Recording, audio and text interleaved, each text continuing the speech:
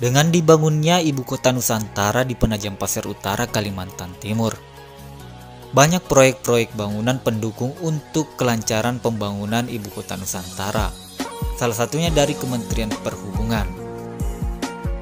Untuk mobilisasi angkutan logistik pemindahan ibu kota Nusantara ke Kalimantan Timur, terutama via jalur laut, ini tentu harus menambah jumlah pelabuhan yang sepertinya menjadi hal yang mendesak. Pemindahan ibu kota Nusantara bakal memerlukan banyak pelabuhan. Kantor Syah Bandar dan Otoritas Pelabuhan Kelas 1 Balikpapan telah menetapkan 7 lokasi pembangunan pemanfaatan garis pantai yang telah memenuhi keperluan pembangunan IKN.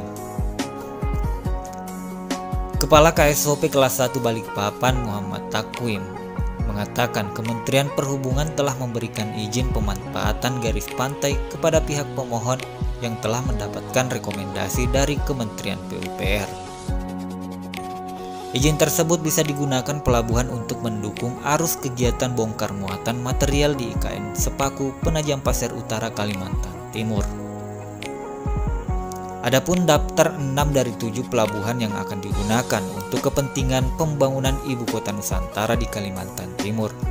Di antaranya, pelabuhan yang dikelola Badan Usaha Unit Desa atau BUMDes Makmur Mandiri, pelabuhan Punggur oleh PT Tepian Benua Pasir, pelabuhan yang dikelola CP Mandiri Multi Material, pelabuhan milik PT Balikpapan Ready Mix, pelabuhan Bentang Panjang Pulau Balang di Tempadung, dan pelabuhan yang dikelola PT Tepian Sekapung Nusantara.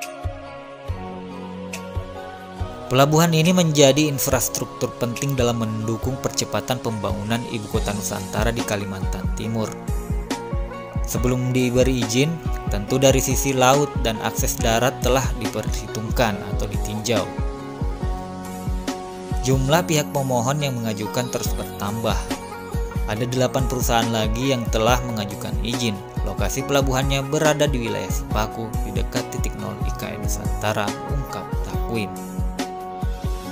Adanya penetapan lokasi untuk izin garis pantai, perusahaan tersebut perlu segera menindaklanjuti dengan penyiapan fasilitas untuk menjamin kelancaran bongkar muat.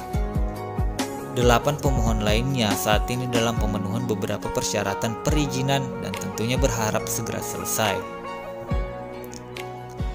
Takwim melanjutkan, bila semua persyaratan sudah terpenuhi, maka izin tersebut bisa segera dikeluarkan.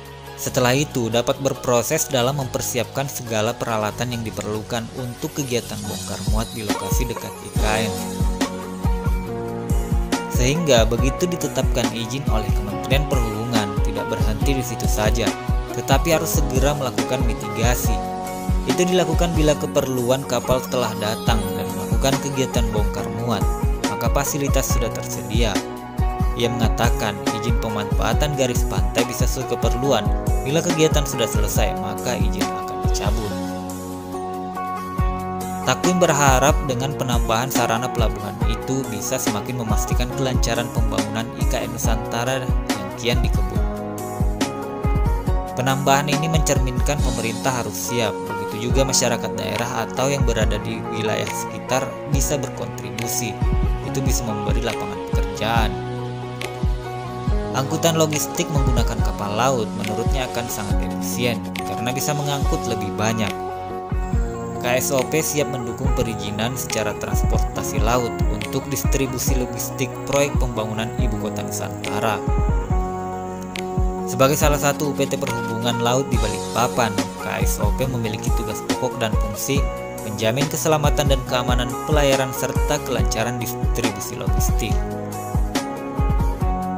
Menurut Takwim, dukungan pihaknya untuk IKN Nusantara diantaranya terkait alur pelayaran di perairan Teluk Balikpapan menuju IKN.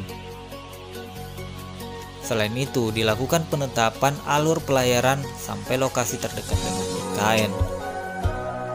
Dengan adanya peningkatan frekuensi kunjungan kapal untuk ibu kota Nusantara, KSOP akan semakin intens melakukan komunikasi dan koordinasi dengan instansi-instansi terkait, supaya tidak terjadi keterlambatan yang bisa menghambat pembangunan ibu kota Nusantara, serta distribusi logistik ke IKN pun semakin lancar.